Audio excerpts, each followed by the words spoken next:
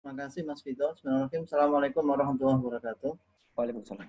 Yang Waalaikumsalam. kami hormati Ustadz Ansari, Ustadz Qadri, Ustadz Adeni, dan Ustadz Rizal, teman-teman wali kelas 11, Ustadz Taufik dan tim, anak-anak Ustadz kelas 11 yang sangat terbanggakan, dan ini kita, ini Mbak Niken. Assalamualaikum Niken. Waalaikumsalam Ustadz. Masya Allah. Ini kan harus tetap sehat ya dan semangat. Insya Allah Ustadz. Karena anak-anak sekalian, apa itu ruang diskusi kita ini adalah angkatan pertama kan ya, angkatan pertama SMA Hikmah yang waktu itu siswanya itu hanya berapa kan, 52 kalau tidak salah total. IPA-nya itu hanya 2, satu putra satu putri, dan luar biasa perjalanan apa itu Mbak Niken di dalam menjalani masa-masa awal di SMA. Kamu bisa bayangkan pertama SMA dulu itu masih gersang, apa itu gedungnya ya masih pas-pasan, tapi biasanya anak-anak yang sukses itu kadang lahir dari sebuah perjuangan di masa-masa sulit, dan terbukti di hadapan kita ini salah satu pelaku sejarah ya, pelaku sejarah SMA Hikmah di masa pertama. Dia sekarang ini kan sekarang di Rumah Sakit UNER, betul? Iya, betul Ustadz. Saya di Rumah Sakit UNER. Nah, kalau menyimak videonya Mbak Niken dulu yang pernah kita simak bersama itu, dokter itu adalah garda paling akhir ya kan, paling akhir di dalam menghadapi pandemi COVID ini. Garda terdepan adalah kita yang ada di rumah. Nah, bagaimana kemudian garda terakhir itu harus kita support tentang ya harus tetap sehat, harus tetap semangat, dan tentunya akan banyak pengalaman yang bisa kita ambil hikmahnya yang mungkin nanti akan bermanfaat untuk teman-teman sekalian di kelas 11 pada hari ini. Kamu nanti silakan tanya tentang profesi bisa, tentang apa itu berjalan selama di SMA bisa, selama luar biasanya Mbak Niken ini alumni FK UNER, kemudian sekarang di kehumasan ya Mbak Niken di. Iya Ustadz. Masya Allah, ini luar biasa, tidak semua orang ini bisa jadi humasnya UNER. Iya, mungkin nitip apa nanti kalau ada anak-anak yang tanya Mbak Niken bisa diberikan tips-tips ya untuk bisa sukses menjalani apa itu masa belajar, dan juga mungkin sedikit tentang bagaimana sih para dokter itu berjuang untuk melawan apa itu pandemi COVID-19 ini. Dari saya cukup sekian. Ustadz ucapkan terima kasih Mbak Niken ya di sela-sela kesibukannya. Sami-sami Ustadz. Senang ini ketemu adik-adik. Iya, kayaknya cukup lelah ini ya. Lihat wajahnya, iya. Adik-adiknya dihidupkan kameranya, Bo. Iya. Ya mungkin itu dari Ustadz, kurang lebih maaf. Assalamualaikum warahmatullahi wabarakatuh. Waalaikumsalam. Ya, terima kasih Ustaz Faiz. Langsung saja kita ke inti acara kali ini, yakni sharing dari alumni. Telah hadir bersama kita kakak kita Mbak Niken. Untuk teman-teman ini kesempatan yang sangat berharga, terutama mungkin yang nanti ingin kuliah di kedokteran. Saya harap nanti bisa mempersiapkan pertanyaan-pertanyaan, karena telah hadir bersama kita narasumber yang sangat luar biasa. Untuk itu, untuk mempersingkat waktu, kepada Mbak Niken kami persilahkan. Terima kasih. Assalamualaikum warahmatullahi wabarakatuh. Yang terhormat Kepala Sekolah Hikmah, sekarang Ustadz Faiz ya, ya Allah. Dulu guru biologi saya. Oh, yang ngajarin biologi. Ada Ustadz Qadri, Ustadz Deni. Ustadz Deni ini wali kelas saya ini. Cari belum ada ya Mbak Niken ya saat itu. Nah, ini banyak guru baru yang lebih muda dari Ustadz Faiz ya. Ustadz Faiz sudah tua kan. Matur nuwun semuanya atas kesempatan yang diberikan. Semoga sampai hari ini kita selalu ada dalam lindungan Allah. Termasuk adik-adik yang tetap semangat belajar di rumah. Sudah 2 bulan ya ini belajar di rumah ya. Rasanya gimana nih? Mungkin ada yang perwakilan cerita belajar di rumah nih gimana? Mas Vito, cerita. Ada nggak adik-adik yang mau cerita sedikit belajar di rumah rasanya selama 2 bulan ini apa bosen atau pingin Nggak jauh keluar? beda sih sebenarnya. Banyak PR ya? Iya, Iya, banyak PR. mau protes agak susah kita. Iya, memang ini suatu kebiasaan yang baru buat kita karena ini kan kita masih ada di masa sulit ya, masa pandemi yang betul-betul baru, virusnya baru, kebiasaannya baru, jadi memang ya serba sulit. Mengulik kemarin yang saya sampaikan di video bahwa tenaga medis ini memang sebenarnya garda paling terakhir karena kalau dalam ilmu kesehatan masyarakat itu yang paling pertama untuk menangani suatu penyakit itu mencegah. Nah, siapa yang bisa mencegah? Ya, kita semua, teman-teman semua yang sehat. Caranya bagaimana? Kan sudah ada nih himbauan pemerintah untuk menghadapi pandemi ini, kita harus cuci tangan, pakai masker, dan segala protokol kesehatan lainnya. Kayaknya udah di luar kepala ya, karena sudah didengungkan setiap hari gitu ya. Cuman untuk ke arah patuh ini mungkin masih belum sepenuhnya bisa. Ya kita husnuzon aja. Tidak patuh ini bisa karena tidak tahu, bisa karena faktor lain yang mungkin ada yang membuat orang-orang ini tidak bisa berdiam diri di rumah begitu. Nah, teman-teman ini dikasih anugerah lebih nih, teman-teman SMA Al-Hikmah nih. Pertama, punya ilmu pengetahuan yang lebih untuk bisa mengajak saudara-saudara yang mungkin belum tahu tentang bahayanya penyakit ini, bahaya penyebarannya, terus juga mungkin menyampaikan protokol kesehatan lainnya dengan bahasa yang bisa lebih dipahami gitu. Terus juga ada peran lain yang tetap harus kita istiqomah menjalankan ya, kita sama masa sulit ini ya patuh, berdiam diri di rumah. Sebenarnya nggak berdiam diri ya, di rumah kita bisa lebih produktif, melaksanakan kegiatan-kegiatan yang bermanfaat gitu. Apalagi ini Ramadan ya, jadi insya Allah bisa lebih khusyuk ya ibadahnya, semoga dengan di rumah. Nah, pesan saya kalau PR-nya banyak, kita tetap disiplin. Walaupun kita belajar di rumah, tapi sesuaikan disiplin. Misalnya itu untuk mengerjakan tugas, ada ekstrakurikuler, itu bisa untuk mengembangkan hobi, ataupun yang jam-jam di dalam kelas itu bisa kita manfaatkan di rumah untuk mengerjakan tugas. Jadi, hidup kita tuh tetap teratur gitu. Kalau soal pengalaman, ini sampai hari ini teman-teman saya izin menyampaikan, bukan untuk nakut-nakutin, tapi memang kenyataan yang kita hadapi adalah semakin hari rumah sakit di Surabaya khususnya, terutama rumah sakit UNER ini sudah mulai kewalahan. Karena pasiennya sudah mulai banyak dan gejalanya makin berat. Ada memang golongan usia yang rentan kena penyakit corona ini, utamanya memang usia di atas 50 tahun, terus ada orang-orang yang memang punya penyakit tertentu sebelumnya ya, ada yang penyakit gula atau diabetes, darah tinggi, dan penyakit-penyakit kronis yang lain. Tapi bukan berarti yang muda itu tidak gampang kena corona, karena corona ini menularnya sangat gampang dari manusia ke manusia yang lain. Menularnya itu lewat droplet.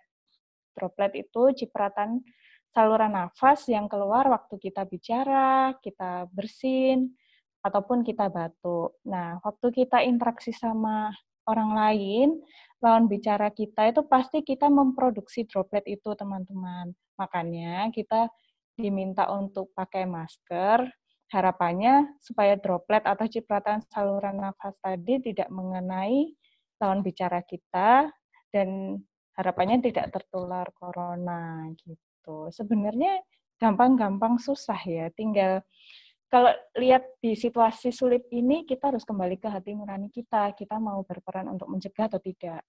Ini kan masalah bersama, nggak bisa kita mengandalkan pemerintah saja, mengandalkan tenaga kesehatan saja, tapi kita semua harus berperan gitu. Mulailah dari hal yang kecil, mulai sekarang juga insya Allah dampaknya akan sangat besar. Pasti nanti semoga wabah corona ini ya segera usai, kita bisa beraktivitas normal kembali, bisa ketemu teman-teman di sekolah gitu. Saya ini alhamdulillah dikaruniai 3 anak, yang 2 anak saya ini sudah sekolah. Jadi lumayan belajar juga menjadi guru itu ternyata juga tidak mudah. Saya mengajari 2 anak saya yang Masya Allah diajari. Anak saya usia 6 tahun sama 4 tahun yang sudah sekolah. Jadi diajarin, saya dulu waktu SMA juga gitu diajarin tuh ada bercandanya, ada izin ke toilet gitu. Jadi ternyata Masya Allah sekali jadi guru, ya hebat nih guru-guru Al-Hikmah ini. Belum lagi nanti kalau misal ada yang butuh bantuan gitu ya. Jadi saya belajar banyak selama masa pandemi ini. Belajar jadi guru, terus untuk melindungi anak dan mengajarkan kepada anak-anak ini juga semakin terasa gitu. Yang biasanya mungkin waktu saya sama anak-anak saya tidak begitu banyak ya, karena anak saya sekolahnya full day juga, ya setaraf Al-Hikmah tapi di sekolah lain. Kemudian yang biasanya murojaah di sekolah, ini saya harus mengajarkan di rumah, ternyata nggak mudah juga gitu. Jadi teman-teman bersyukurlah bisa sekolah di Al-Hikmah, dan tetap walaupun belajar di rumah, jangan lupa murojaahnya, jangan lupa tugas-tugasnya juga untuk tetap mengembangkan diri gitu. Jangan sampai nanti misalnya setelah sekolah kembali, kemudian pelajarannya tertinggal dan segala macam, sehingga akan sulit nanti kalau misalnya butuh penyesuaian lagi. Gitu mungkin Ustazah, mungkin bisa sharing tanya jawab ya, biar lebih gayeng gitu.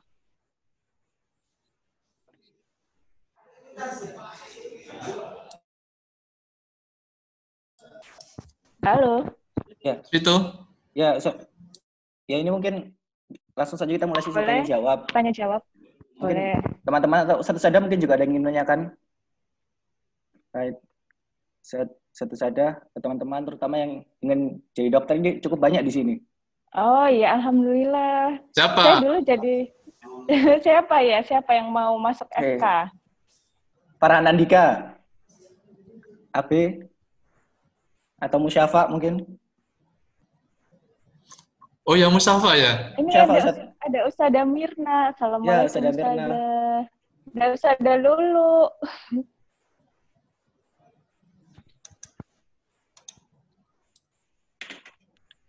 Monggo yang mau tanya. Mungkin saya ceritakan sedikit tentang pengalaman saya masuk FK dulu.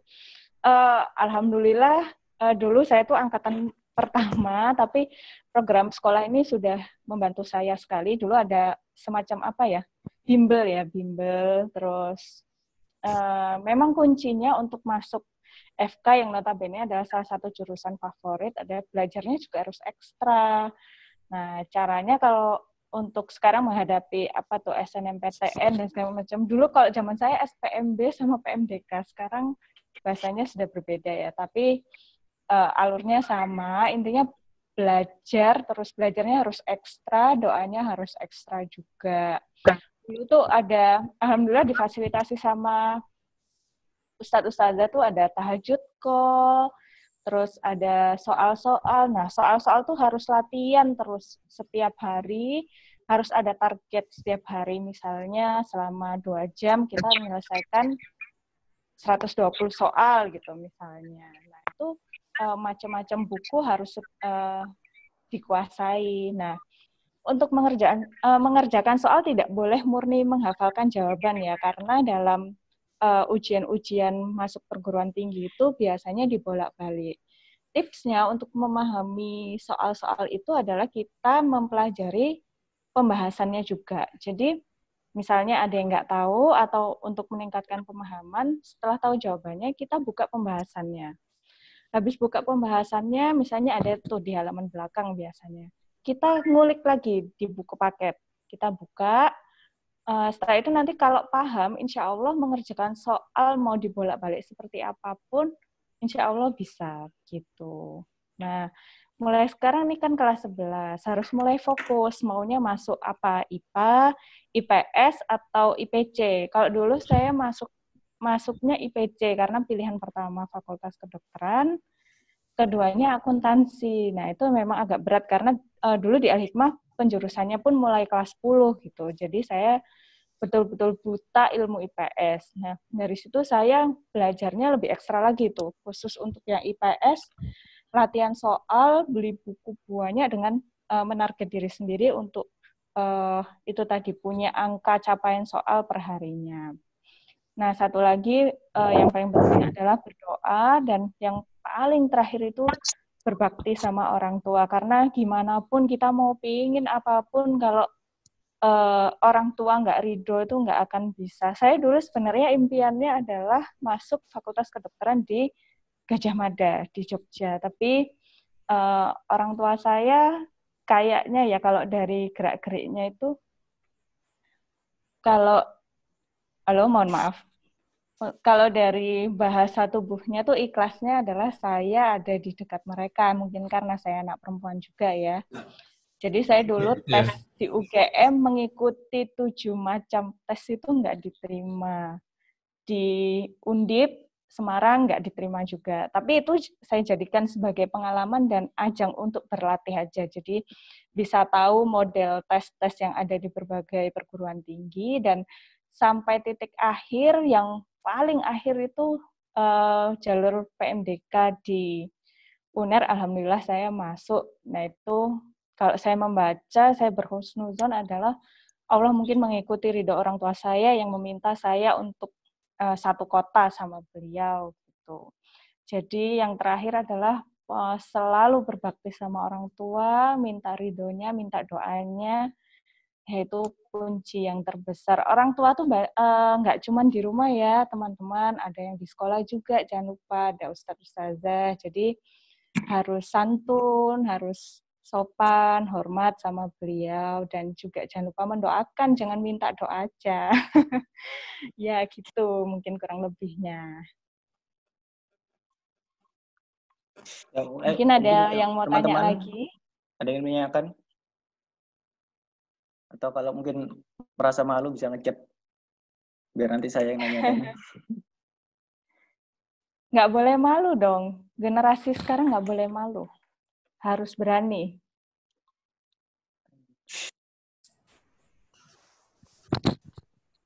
Kok diem ini? Nggak anak Al-Hikmah nih ya Ustadz? Kalau diem ya Ustadz ya? Nggak ada yang mau nanya ini. Pada standby nggak ini? Ya Nana, silakan. Mungkin dipancing ustazahnya dulu satu.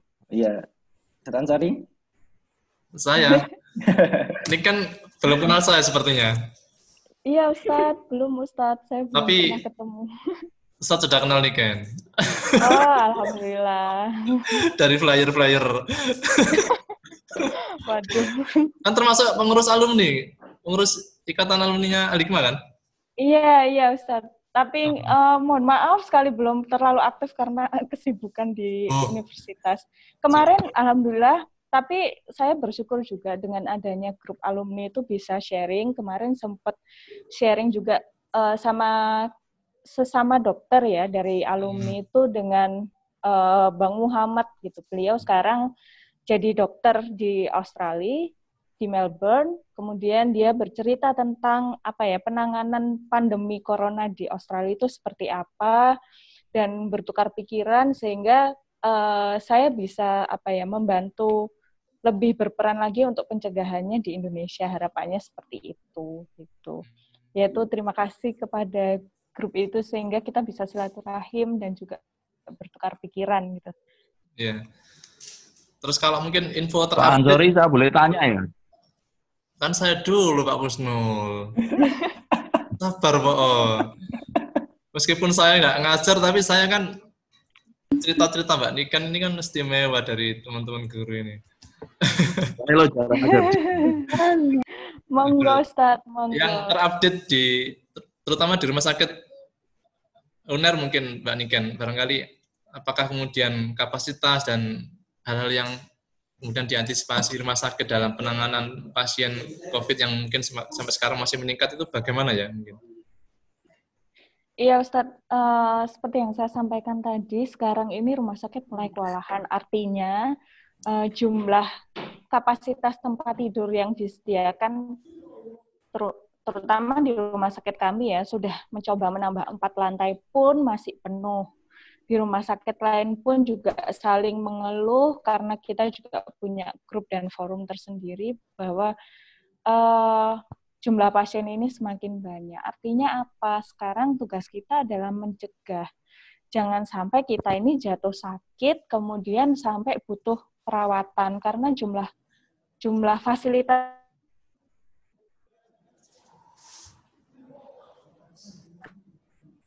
harga gitu, beda penyakit yang turun dari langit jebret gitu.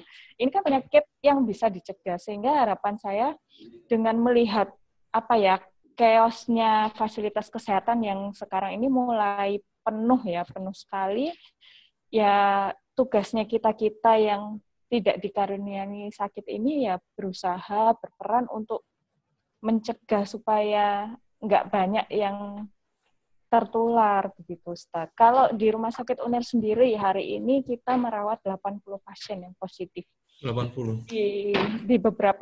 Di beberapa rumah sakit pemerintah yang lain ada yang ratusan, ada juga yang, dan mohon maaf ya, bukannya saya menakuti lagi, kita ini masih jauh dari ideal, tidak hanya Rumah Sakit UNER. Jadi dengan banyaknya jumlah pasien ini kita tidak bisa yang harusnya ruang isolasi itu 1 orang 1, kita nggak bisa akhirnya mengumpulkan beberapa pasien yang sama-sama positif untuk jadi 1. Nah kan itu sangat memilukan gitu lihat hal seperti itu. Apa ya mau gitu kita terpisah dari orang tua, terpisah dari sanak saudara, karena kalau di rumah sakit sebagai pasien COVID tidak boleh dijenguk siapapun. Jadi kita hanya berpegang HP dan kita terisolasi, betul-betul terisolasi gitu. Jadi sangat nggak enak. Saya pun sempat mengisolasi mandiri ya karena beberapa waktu lalu ada gejala dan juga mendampingi beberapa pasien yang positif gitu. Itu rasanya nggak enak sekali. Saya berpisah dengan anak saya harus menginap di sebuah penginapan kecil untuk berhemat ya, karena berhari-hari nggak mungkin saya ke penginapan yang bagus. Dan di situ sudah perang batin untuk ingin jumpa keluarga, itu udah sangat nggak enak gitu. Jadi harapan saya teman-teman yang bisa di rumah ya bersyukurlah, dan bersyukur tidak hanya mengucap alhamdulillah, tapi berperan aktif gitu untuk memutus mata rantai penularan ini gitu. Betul. Ya, Mbak Niken. Kemarin alhamdulillah anak-anak SMA Alikma juga membuat gerakan namanya COVAX Corona Factor untuk siswa SMA Alikma.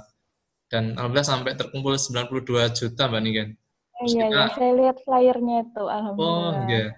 Terus kerjasama sama Ikatan Dokter Indonesia yang di Surabaya. Termasuk Ustaz Faiz kemarin juga ikut menyampaikan bantuan itu sama ada perwakilan dari siswa.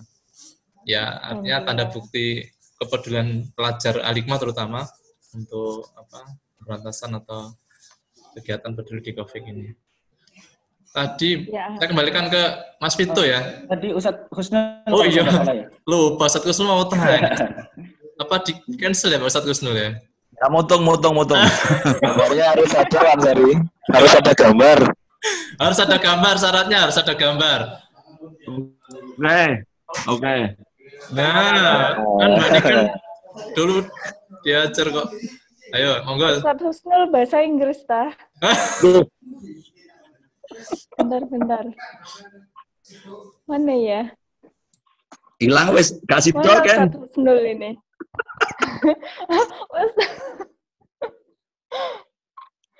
Bagaimana Ustadz?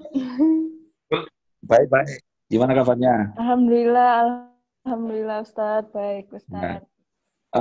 Ken, ini mau tanya ya. Ini beberapa minggu psikologi kita agak kacau ya, khawatir ya.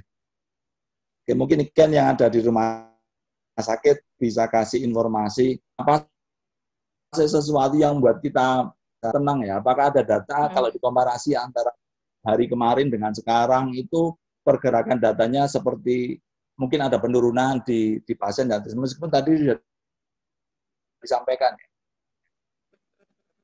Mas ini kan, ya, jumlah itu kan selalu naik. Tapi maksudnya, apakah dari pertama, kalau pertama itu awalnya itu sekarang itu pergerakannya setelah ada PSBB seperti ini ada penurunan di rumah sakit UNER sendiri?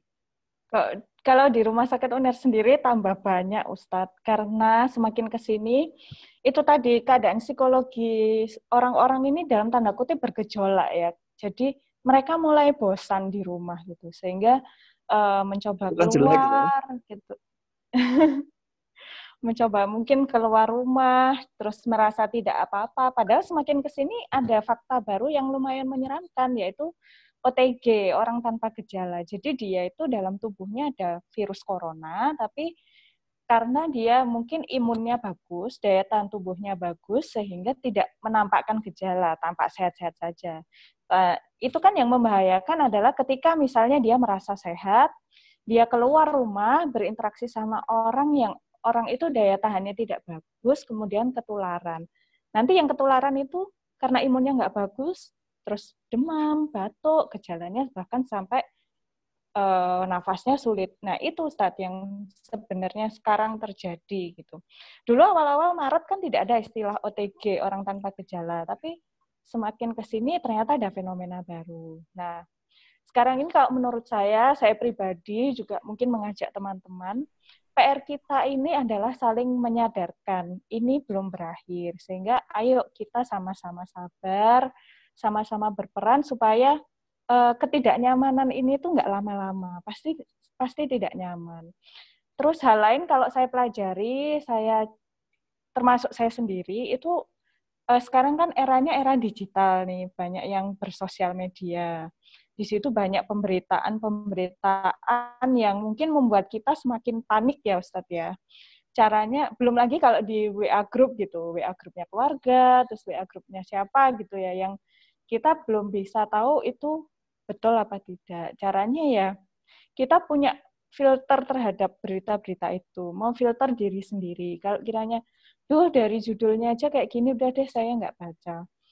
Waspada boleh, tetap mengetahui pemberitaan-pemberitaan itu, tapi tidak boleh panik, karena itu ya membuat kondisi psikologis nggak sehat ya. Apalagi saya gitu, baca HP, ada pasien mau datang lagi, itu udah rasanya stres banget gitu.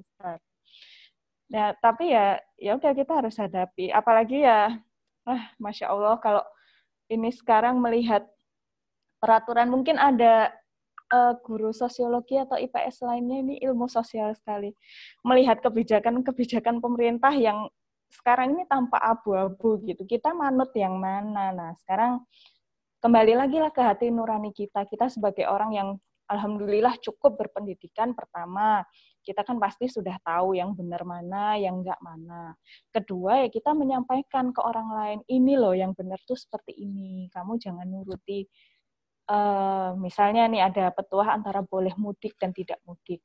Sudah sangat pasti kita kan mengetahui nih sebagai orang yang berpendidikan ya, adik-adik SMA, ada ustadz-ustazah, tuh sudah tahu pasti kalau mudik nanti akhirnya berkerumun, jumpa keluarga, jangan-jangan kita OTG, kita menularkan, berarti solusinya kan tidak mudik dulu. Itu secara nalar kita bisa tuh berpikir seperti itu tanpa mengikuti kebijakan pemerintah yang sekarang malah menjadi suatu kekacauan dalam pikiran kita gitu. Nah, dari situ kita memahamkan diri sendiri, juga alhamdulillah syukur-syukur kalau bisa memahamkan orang lain gitu, bahwa itu memang harus ditahan dulu mudik gitu. Itu salah satu contoh dan bisa digunakan untuk menyikapi informasi-informasi yang lain gitu, Ustadz.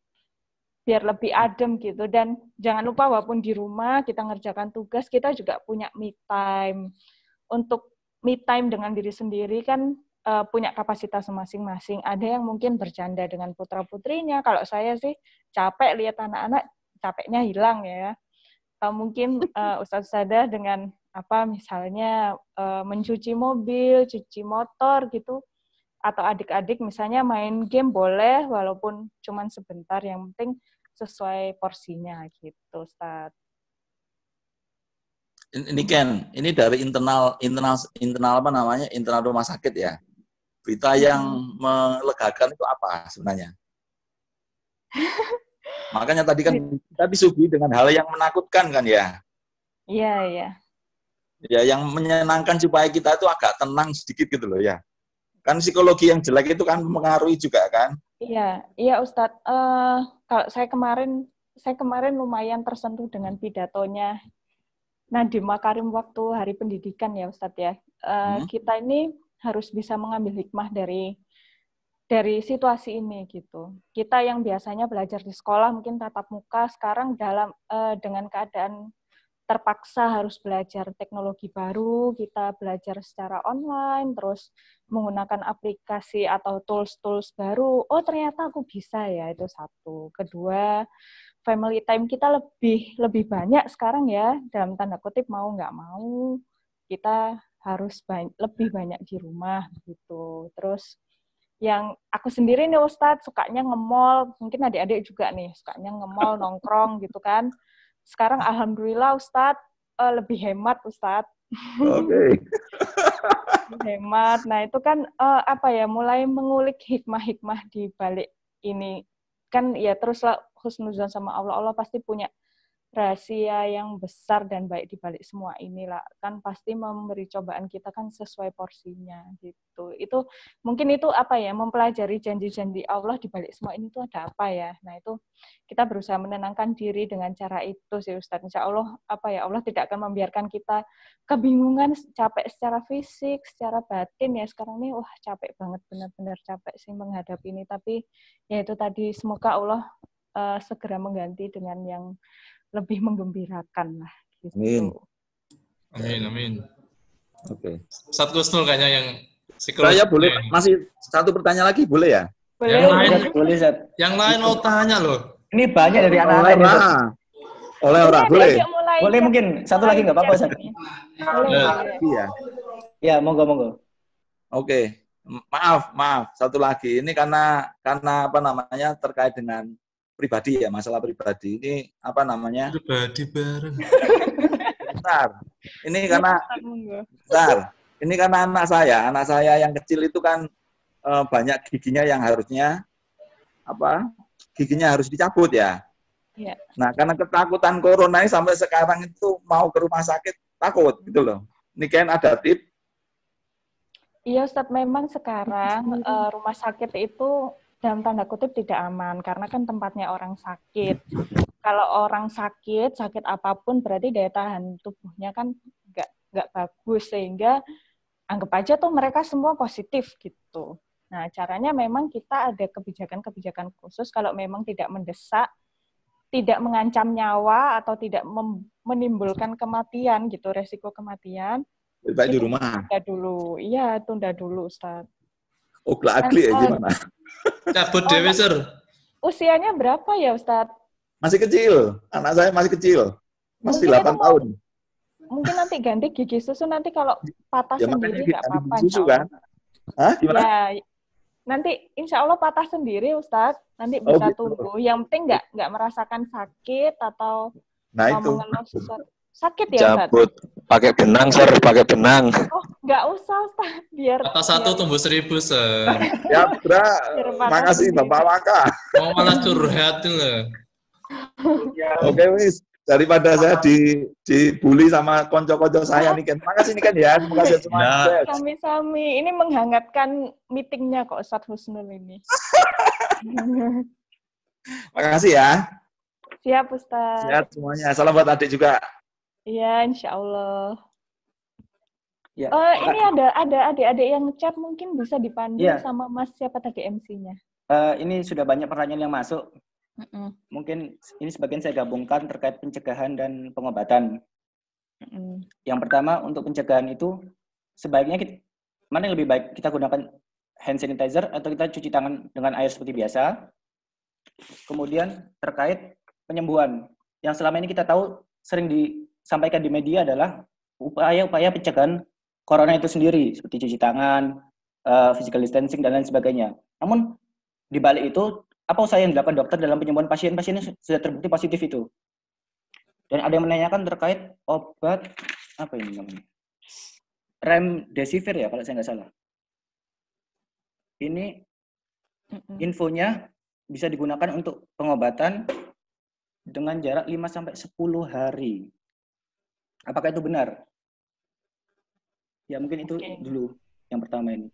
Yang pertama soal cuci tangan. Nah, tadi saya mendengar adik-adik udah mulai ini nih, lebih aware untuk mencari informasi di media. Pertama, untuk mempelajari cara-cara atau cuci tangan yang benar, cari informasi itu selalu yang dibuat oleh suatu instansi. Kalau ini topiknya kesehatan atau isunya kesehatan, berarti harus yang diterbitkan oleh organisasi kesehatan. Misalnya ada WHO, ada Kementerian Kesehatan, ada CDC gitu. Kalau misalnya informasi dari media-media pemberitaan itu belum sepenuhnya benar ya teman-teman. Jadi harus instansi yang di bidang kesehatan. Nah, tadi mengenai cuci tangan dengan hand sanitizer atau air mengalir dan sabun. Prinsipnya virus atau bakteri itu mati. Ini aku malu ada Ustadz Faiz. Ustadz Faiz lebih ahli nih. Virus atau bakteri itu setahu saya ini Ustadz mohon koreksi, akan mati kalau kena alkohol di atas sekitar 60%. Nah, di hand sanitizer itu kan ada kandungan alkoholnya. Nah, harapannya bisa mematikan virus yang ada di tangan kita. Nah, kenapa kok harus air? Karena hand sanitizer itu tadi ada ada bahan-bahan lain yang bisa menyebabkan virus atau bakteri itu resisten. Resisten itu kebal gitu. Nah, kalau dengan air dan sabun itu betul-betul mati. Jadi tipsnya sebisa mungkin sih pakai air dan sabun. Tapi kalau nggak ada ya boleh pakai hand sanitizer dengan catatan itu tadi. Sekarang kan banyak tuh hand sanitizer kekinian ya. Ada yang pakai parfum, ada yang merek apa, harus betul-betul diamati kandungannya apa. Harus ada yang mengandung alkohol tadi di atas 60%. Itu kalaupun udah pakai hand sanitizer lebih dari 5 kali, disarankan tetap cuci tangan dengan air dan sabun. Nah, cara-caranya bisa browsing tuh ada 6 langkah cuci tangan tuh. Sekarang anak saya yang di playgroup aja bisa, anak Al-Hikmah pasti harus lebih bisa nih, kelas 11. Langkah-langkahnya ada, cari di YouTube bisa. Nah, itu tadi kenapa kita harus cuci tangan, karena memang kita kan sering nih dengan tangan kita megang benda-benda yang di sekitar kita tuh juga jadi sumber penularan virus gitu. Droplet atau cipratan saluran nafas itu kan bisa tuh jatuh di benda-benda di sekitar kita. Habis itu tangan kita megang ke area wajah. Area wajah itu yang jadi tempat masuknya virus kalau corona ini adalah bisa hidung, mulut, sama mata. Karena hidung, mulut, sama mata itu ada mukosa. Mukosa tuh artinya ada selaput lendir yang di situ jadi media masuknya virus. Nah, harapannya sebelum menyentuh area itu, kita cuci tangan dulu. Gitu kan, apalagi sekarang ya, anak-anak remaja, saya juga dulu waktu remaja sukanya pegang-pegang mata, pegang-pegang hidung, apalagi kok jerawatan gitu ya. Nah, harapannya dengan cuci tangan, kalau kita pas nggak sengaja gitu, refleks megang area wajah, virusnya nggak masuk karena tangan kita sudah bersih gitu. Terus tadi tentang obat ya? Obat ya, remdesivir kalau saya nggak salah. Oke. Itu tergolong obat yang harus dengan resep dokter. Jadi kalau misalnya kalian bisa beli bebas, bisa diragukan tuh keaslian obatnya gitu. Kita bisanya beli itu dengan resep dokter pertama. Nah, soal keampuhan obat sampai sekarang, sekali lagi, virus ini betul-betul baru. Jadi, day by day, sampai detik ini, kita terus melakukan penelitian. Nah, prinsipnya itu, virus sebetulnya bisa sembuh sendiri. Jadi, itu juga salah satu obat antivirus ya, antivirus yang sebelumnya dipakai untuk mengobati virus lain. Nah, itu tadi kita juga dalam tanda kutip mencoba gitu. Jadi tingkat keefektifannya masih dilihat secara kasat mata. Kalau secara penelitian detail itu masih dilakukan penelitian. Nah, selain itu kita juga kasih obat-obat pendukung lain karena virus itu bisa sembuh sendiri dan bisa semakin cepat sembuh dengan daya tahan tubuh yang baik, jadi kita biasanya kasih suplai vitamin, terus kalau misalnya ada demam ya kita kasih obat anti demam, kalau batuk kita kasih obat batuk, gitu aja sih. Yang penting daya tahan tubuhnya itu tersupport dengan baik. Dan satu lagi yang bikin cepat sembuh adalah harus happy gitu. Kalau kitanya bahagia, hormon-hormon yang meningkatkan daya tahan tubuh kita tuh meningkat. Jadi kita bisa lebih cepat sembuh. Itu yang mungkin belum terlalu diperhatikan ya sama orang sekitar. Jadi kita nih support itu tidak melulu obat gitu. Teman-teman juga nih untuk membantu mencegah bisa menciptakan suasana happy untuk diri sendiri dan juga orang sekitar. Jadi dengan happy itu daya tahan tubuh kita bisa semakin baik gitu. Gitu mungkin. Oke. Ada pertanyaan lagi? Ini masih banyak pertanyaan, alhamdulillah. Boleh, nggak apa-apa. Berikutnya ini mungkin terkait kuliah FK. Ini banyak yang bertanya terkait tes masuk Fakultas Kedokteran itu sendiri, apa saja yang harus disiapkan. Kemudian setelah itu terkait kuliahnya sendiri, berapa lama pendidikannya, apa saja yang dipelajari, dan ada yang menanyakan tentang istilah koas. Mungkin bisa dijelaskan. Oh ya, jadi itu tadi kalau persiapan kuliahnya ya kita harus latihan soal karena kita harus melewati jalur ujian masuk perguruan tinggi itu tadi ya. Terus dulu alhamdulillah saya tuh dari dulu sebenarnya bikin agak down adalah fenomena teman-teman SMA 5 yang secara keroyokan masuk. Tapi alhamdulillah dengan aku angkatan perdana tuh udah 3 orang yang bisa masuk FK UNER. Alhamdulillah, walaupun masih pengennya SMA 5 sih. Nah, terus untuk kuliahnya sendiri, kuliahnya itu kita anak SMA itu kan ada SKS, ada sih kuliah itu ada jam sore, jam pagi. Kalau FK benar-benar kayak anak SMA, jadi dari pagi sampai siang atau pagi sampai sore. Harinya juga Senin sampai Jumat. Yang dipelajari apa aja? Pertama ya dari kita tuh diajarin kenapa bisa sakit. Kalau orang awam itu kan cuman tahu oh ini panas gitu. Kalau kita lebih diajarin kenapa bisa sampai terjadi badannya panas gitu. Jadi kita diajarin proses-prosesnya. Kemudian kalau organ tubuh itu juga kita belajar dari dalam sampai luar.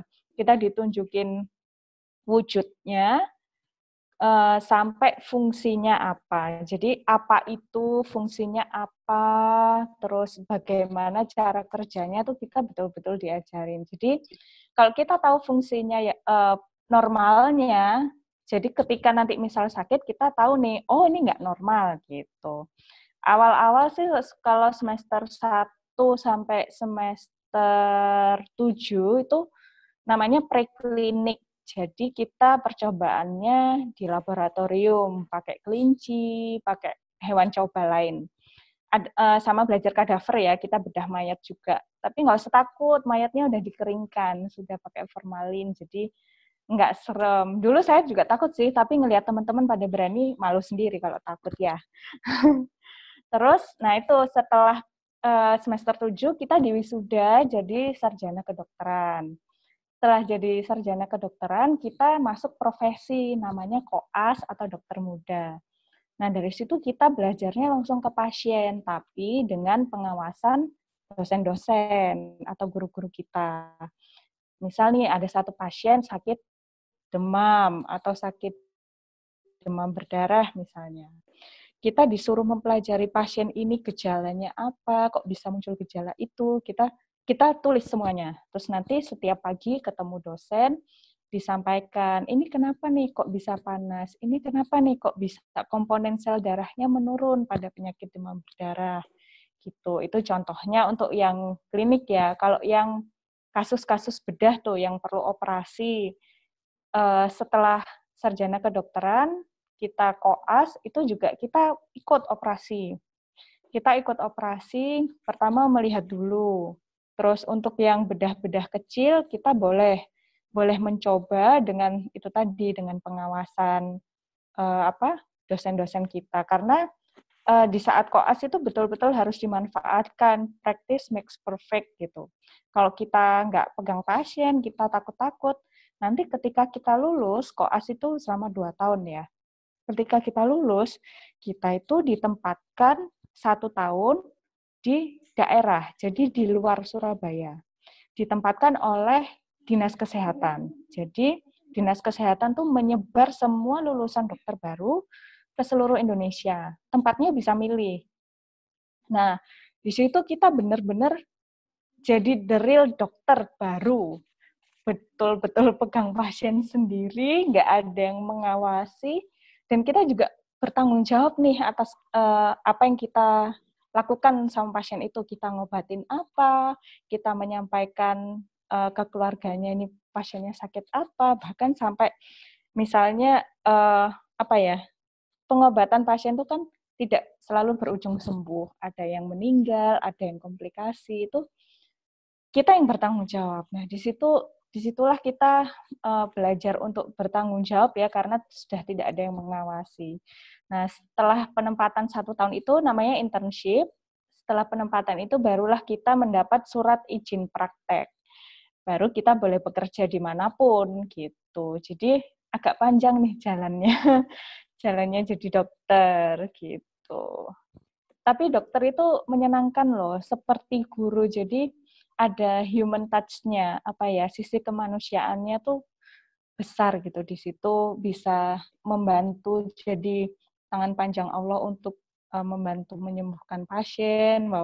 Itu urusan Allah ya, tapi kita melihat kebahagiaan mereka kalau sembuh, kemudian misalnya ngobatin pasien anak-anak terus orang tuanya senang, itu kebahagiaan tersendiri sih. Kalau masalah finansial, rezeki itu insya Allah Allah sudah mengatur. Jadi jangan pernah bercita-cita jadi sesuatu profesi untuk mengejar finansial gitu. Ya, ini ada lagi cukup unik dari siswi IPS ini justru. Iya, boleh. Kita lihat fakultas kedokteran itu fakultas yang bisa dibilang cukup sulit untuk bisa masuk ke sana. Peminatnya banyak, materinya juga cukup menyulitkan. Mungkin dari Mbak Niken sendiri ada motivasi untuk mereka yang tertarik kuliah di kedokteran. Dan selain itu, mungkin selama kuliah kedokteran itu, apakah ada stres atau tekanan tersendiri yang Mbak Niken rasakan? Kalau masalah belajar, itu tadi apapun jurusannya, dan kebetulan memang fakultas kedokteran ini jurusan favorit ya. Kalau di IPS mungkin akuntansi ya. Jadi memang belajarnya harus ekstra. Nah, kalau dulu saya belajarnya IPA misalnya. IPA itu kan ada biologi, fisika, kimia. Nah, itu cobalah untuk menguasai salah satu. Walaupun yang lainnya dipelajari, tapi coba mempelajari salah satu. Karena kan ada nih ujian yang tipenya +4 -1. Sekarang masih ada nggak ya, Ustadz? Masih ya? Kalau betul itu nilainya +4, kalau salah -1. Sekarang modelnya pakai nilai TPS. Ya Allah, saya ini sudah tua berarti ya.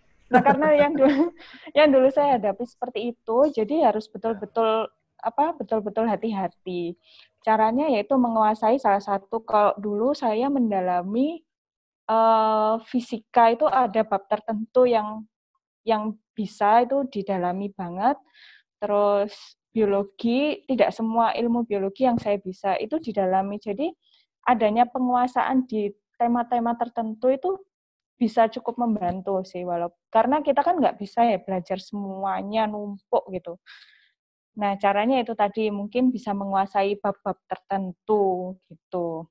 Terus untuk stres tersendiri di FK nggak ada sih, paling soalnya kalau nilainya jelek, pernah sih dapat nilai jelek, banyak temennya juga, jadinya ya sudahlah. Toh juga ada, kalau di FK ada ujian perbaikan, nanti ada semester pendek. Nah, kalau saya belajar dari teman-teman yang lain, itu ada yang nggak ada. Jadi kalau nggak lulus ya udah nggak lulus. Mungkin itu spesialnya FK ya. Harus diulang-ulang biar tambah ngelontok gitu. Kalau stres nggak ada sih. Makanya biar nggak stres, kalian harus menentukan pilihan tuh sesuai yang kalian inginkan. Jangan karena disuruh orang tua, disuruh ustadz ustazah misalnya, atau karena pingin apalagi itu tadi pingin cari uang. Nah, nanti kalau orientasinya tidak sesuai dengan yang kita sukai di tengah jalan pasti akan mengalami kesusahan dan nggak minat gitu. Jadi mulai sekarang bulatkan tekad pinginnya jadi apa, dikomunikasikan sama orang tua gitu. Saya pinginnya ini gitu kan, mulai kalau kelas 11 nih sudah mulai punya cita-cita, terus punya impian ke depan nanti pingin jadi apa, itu dikomunikasikan sama orang tua gitu. Jadi biar sejalan gitu. Dan dalam menjalaninya nanti misalnya sesuai pilihan, itu akan jauh lebih enjoy sih daripada misal ada teman-teman saya yang jadi dokter karena disuruh gitu ya, itu sangat tidak disarankan lah, karena itu akan mood-nya belajar tuh jadi berbeda gitu. Oke, terima kasih. Mungkin gitu, Mas. Iya. Ini kita kembali lagi terkait pandemi COVID-19 belakangan ini ya. Belakangan ini kita mendengar jumlah pasien itu meningkat cukup tajam. Menurut Mbak Niken sendiri, apakah ada alasan tersendiri pemberitaan belakangan ini meningkatnya cukup tajam? Adakah karena memang tes yang cukup lambat di negeri ini, atau itu cuma sebatas bahasa berita saja? Selain itu ada juga pertanyaan, dengan keterbatasan kapasitas di rumah sakit, bagaimana dengan pasien-pasien lain? Karena saya lihat saat ini cukup banyak fokusnya itu di COVID-19 ini. Ya, untuk tadi kenapa kok meningkat tajam? Saya juga mencoba berhusnuzon karena memang data yang disajikan ini juga menurut saya masih kurang jelas ya.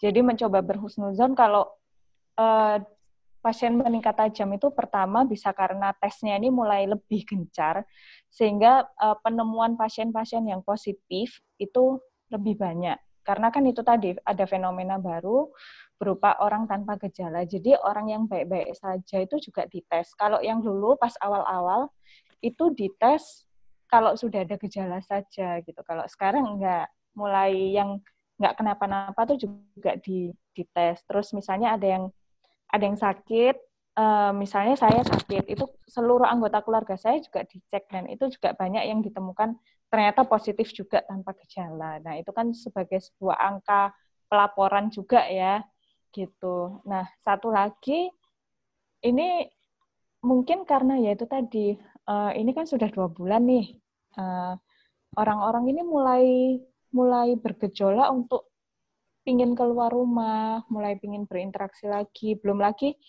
kayak saya nih ya, saya ini masih, alhamdulillah masih ada orang tua. Orang tua saya pun itu awam ya, maksudnya bukan tenaga kesehatan, jadi tidak terlalu tahu bahayanya virus corona ini. Itu juga dalam tanda kutip merengek-rengek, kamu nggak kangen ayah ibu, kayak gitu. Jadi masih ada egoisme dalam diri itu ingin bertemu. Padahal kan di masa sulit ini, ya kita harus menahan rasa kangen gitu ya sama keluarga, terus menahan rasa ego untuk nggak nge-mall dulu, misalnya untuk nggak berkerumun dulu gitu. Nah itu nggak semua orang bisa gitu. Ada yang mungkin punya mekanisme pembelaan ego. Jadi menenangkan diri sendiri, nggak apa-apa, cuman ke mall sebentar aja.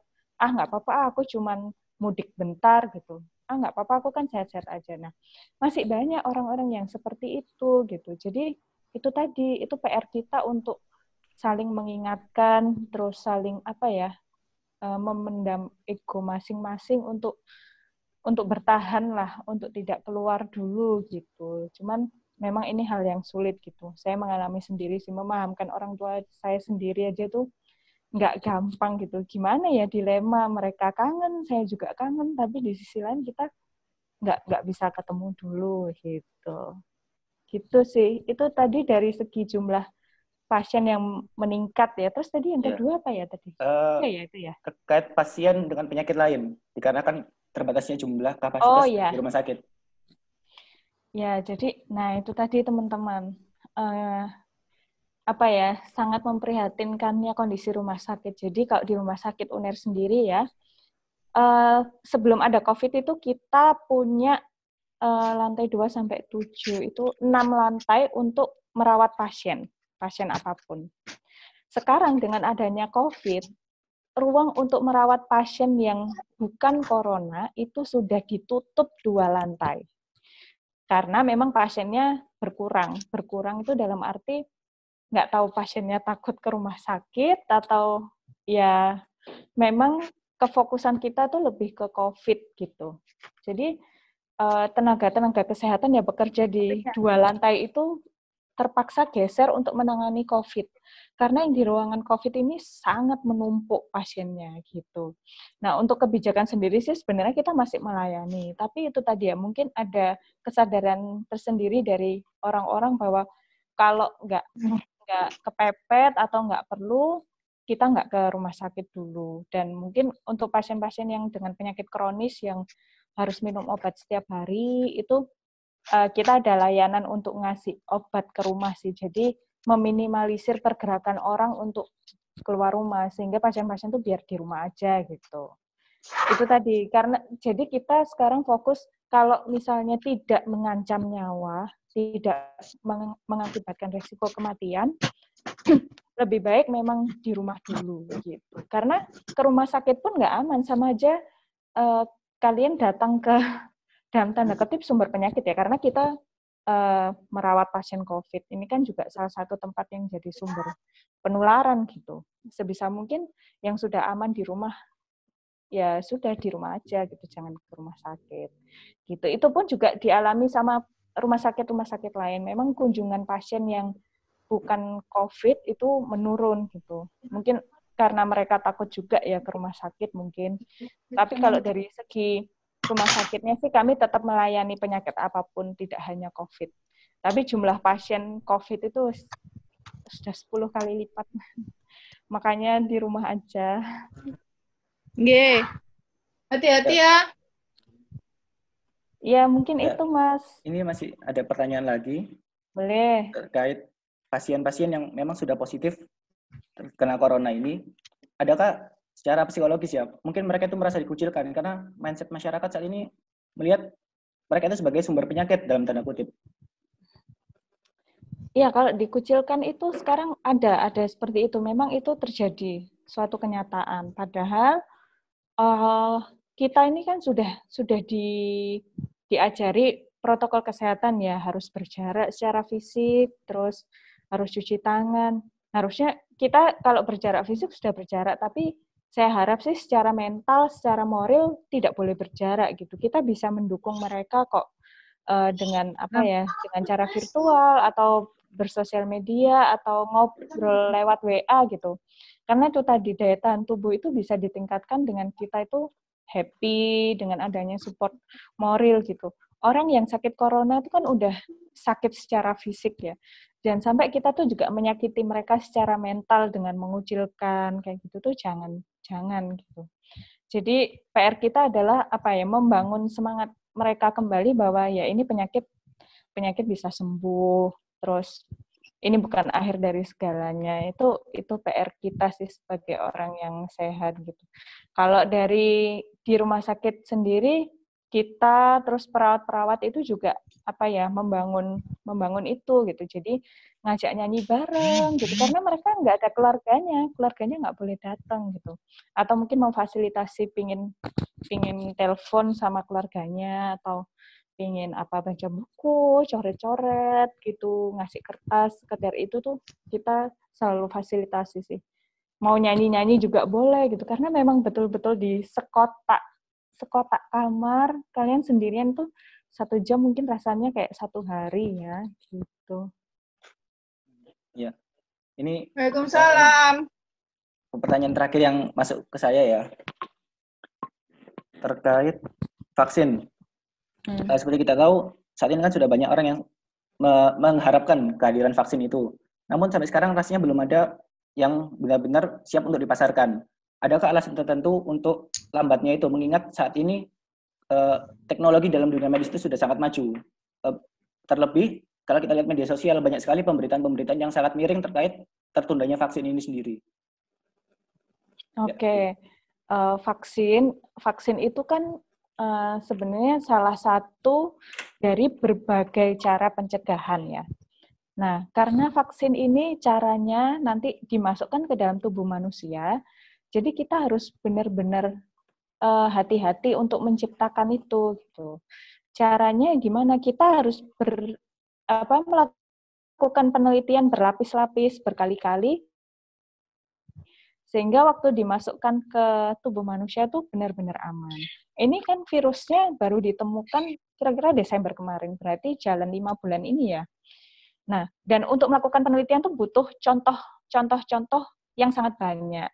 Diambil contoh dari berbagai pasien. Kalau Desember terus langsung diambil tuh nggak bisa cuma dari tubuh satu pasien gitu.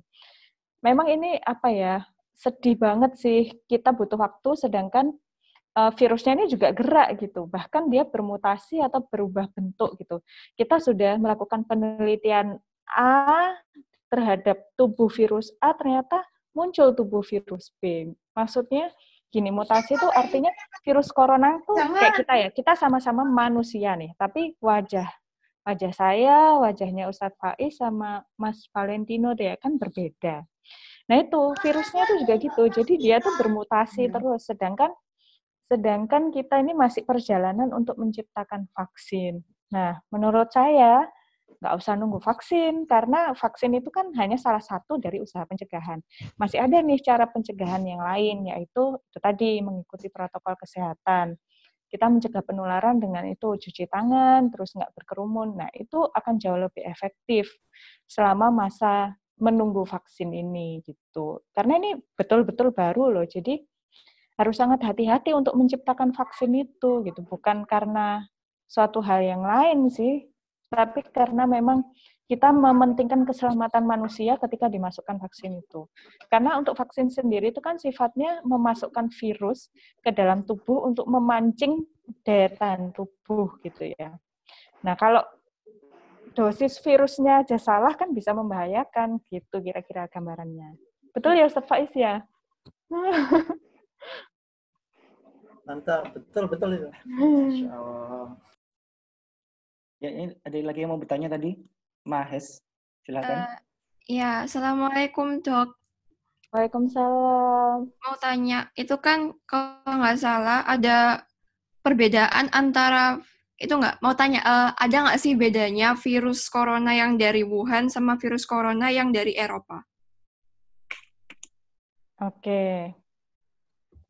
Sebenarnya namanya corona, cuman untuk itu tadi partikel-partikel di bawahnya turunannya apa aja itu yaitu masih dalam penelitian ya. Cuman nggak usah terlalu dikhawatirkan. Intinya kalau strain utamanya adalah virus corona SARS-CoV-2 itu penanganannya bisa sejauh ini sih masih bisa disamakan lah istilahnya. Jadi kalau tahap-tahap pengenalan itu tadi, jenis-jenis virusnya sih masih diteliti gitu. Sekali lagi, kalau penelitian terhadap virus, terutama yang menjangkit manusia itu butuh usaha yang berlipat ganda, terus butuh jangka waktu tertentu yang sangat lumayan lama ya untuk mempelajari virus itu gitu. Jadi nggak bisa diputuskan sekarang sih, gitu. Tapi prinsipnya corona apapun pencegahannya sama semua. Jadi kalau nggak jadi ahli virologi nggak usah dipelajari banget nanti bikin panik ya. Ya, gitu. Mungkin dari teman-teman yang lain ada lagi yang ingin menyampaikan pertanyaan atau satu saja mungkin. Monggo boleh. Halo. Ya, Ustadz Kodri, monggo Ustadz Kodri. Oh iya, Mbak Niken, terima kasih sekali lagi ya karena telah berkenan hadir di tengah-tengah kita. Barangkali kami, saya, Ustadzah Mirah yang sering kontak dengan Mbak Niken ini, karena selain kebutuhan di kehumasan, kadang kita juga butuh untuk hal-hal yang terkait dengan publikasi. Mungkin gini Mbak Niken. Kita kan sekarang banyak dikenalkan dengan istilah-istilah atau hal-hal yang baru ya, yang secara pemahaman mungkin anak-anak juga masih bingung. Barangkali mungkin di momen ini bisa diberikan penjelasan atau pencerahan. Kalau tidak salah itu kan ada namanya dalam upaya pencegahan ya, ada namanya rapid test, ada swab test. Saya juga baru mendengar kemarin setelah ada satu pabrik rokok yang kemudian terinfeksi itu dinyatakan ada klaster baru. Hal-hal seperti ini barangkali anak-anak juga masih bingung apa sih bedanya swab test, apa bedanya rapid test, kenapa kok muncul ada klaster baru, ada klaster A, klaster B dan seterusnya. Itu yang pertama. Yang kedua, kemarin-kemarin itu kita juga sering disuguhkan oleh berita adanya penolakan warga terhadap pemakaman jenazah yang terindikasi positif COVID. Nah, kalau secara ilmiah mungkin barangkali Mbak Niken bisa menjelaskan apakah ada kemungkinan gitu loh. Ada kemungkinan misalkan jenazah yang sudah terpendam, apakah nanti bisa memberikan penularan terhadap lingkungan ataupun terhadap udara dan seterusnya. Mungkin hal-hal seperti ini yang barangkali sudah kita lihat sehari-hari, tapi mungkin kita karena tidak mengetahui informasi secara jelas, akhirnya kita bingung. Lah mungkin di momen ini bisa diberikan pencerahan pada adik-adik kelas, termasuk juga pada ustaz-ustazah terkait dengan hal tersebut. Begitu mungkin Mas Valen ya, Mbak Niken, terima kasih. Iya, baik Ustadz. Iya, banyak istilah karena virusnya baru, jadi ilmu kita juga baru, ada beberapa istilah gitu. Kalau rapid dan swab test itu kan untuk mendiagnosis apakah kita itu positif atau tidak. Kalau rapid test itu memang caranya dengan diambil darah untuk tahu kita terinfeksi virus corona atau tidak. Cuman secara cara kerjanya rapid test itu adalah melihat respon daya tahan tubuh kita atau antibodi. Jadi hasilnya, ini untuk yang dipasarkan di Indonesia ya. Jadi hasilnya itu tidak bisa memastikan apakah kita itu sekarang terinfeksi atau enggak. Makanya harus diulang 5 hari lagi. Kalau positif, itu langsung swab, karena diagnosis pastinya itu dengan cara swab sebetulnya. Cuman negara kita ini masih punya keterbatasan untuk melakukan swab dengan banyak ya. Jadi ya harus dalam tanda kutip antri gitu. Sebetulnya sih kalau mau lebih ideal ya dites swab semuanya, nggak usah rapid gitu. Kecuali rapid itu bisa sejajar akurasinya dengan swab. Tapi ternyata yang diproduksi di Indonesia tidak seperti itu. Artinya kalau sekarang memang rapid jadi salah satu alternatif karena keterbatasan tadi.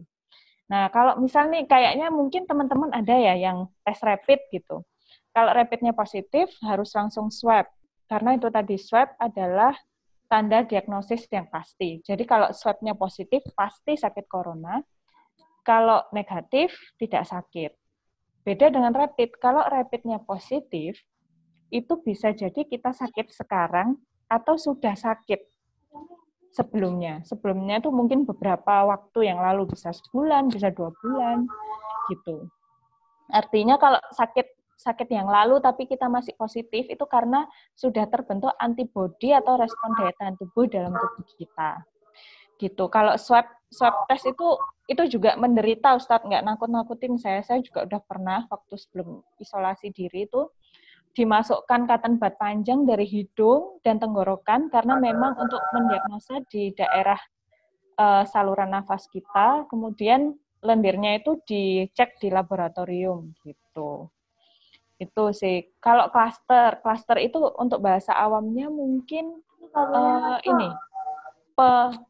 kerumunan baru gitu. Kayak kemarin kita melihat salah satu pabrik rokok yang pegawainya positif, sehingga di situ kan pabrik itu kerjanya bergerombol gitu ya. Apalagi pabrik rokok tersebut pasti sudah beberapa orang sudah tahu cara kerjanya. Mereka bersama-sama dalam satu ruangan besar gitu. Klaster itu artinya lokasi kerumunan itu disebut klaster. Jadi misal nih, saya di Al-Hikmah, saya positif. Saya sehari-harinya di Al-Hikmah. Seluruh gedung Al-Hikmah itu dianggap klaster sumber penularan atau kerumunan sumber penularan gitu.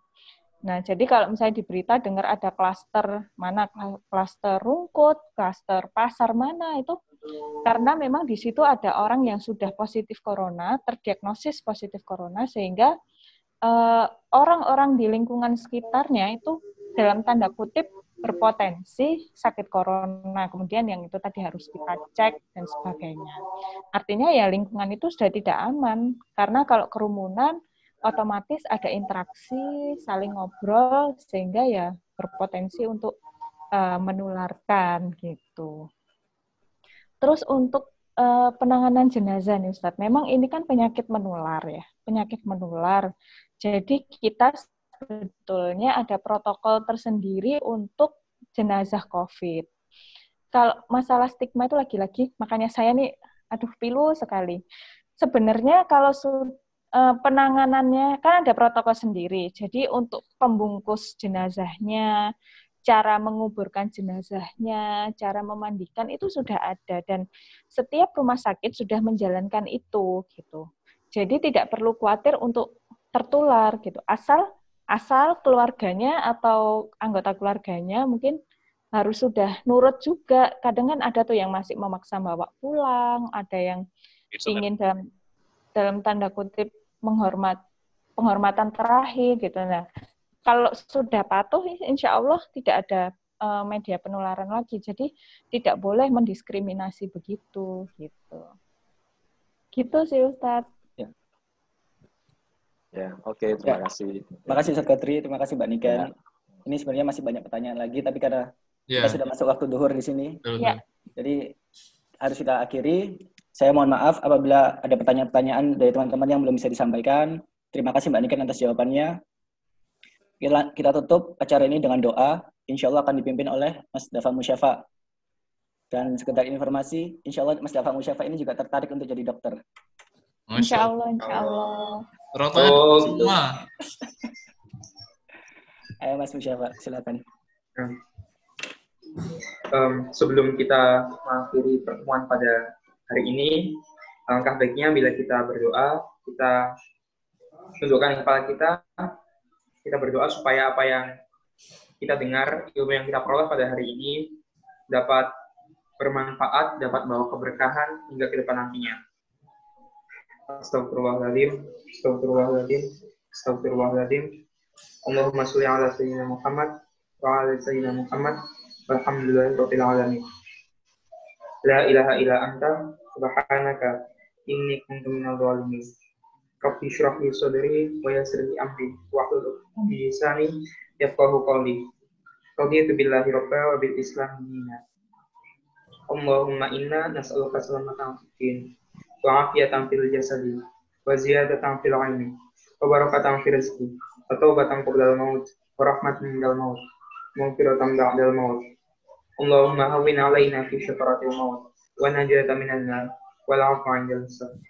Rabbana atina min ladunka rahmah wa hayyi' lana min amrina rasyada. Rabbana atina fid dunya hasanah wa fil akhirati hasanah wa qina 'adzabannar. Subhana rabbika rabbil izzati 'amma yasifun.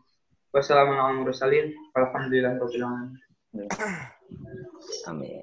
Terima kasih. Dengan demikian berakhirlah serangkaian acara kita hari ini. Sekali lagi kami sampaikan terima kasih kepada Mbak Niken dan terus kita semua berdoa semoga semua usaha Mbak Niken dan seluruh tenaga medis lainnya Allah catat sebagai amal kebaikan dan Allah balas dengan sebaik-baiknya balasan. Amin. Amin ya Rabbal. Kami juga ucapkan terima kasih kepada ustaz-ustazah yang sudah memfasilitasi kegiatan pada hari ini dan teman-teman semua yang sudah hadir. Maka kami mewakili seluruh panitia yang bertugas, mohon maaf apabila ada salah.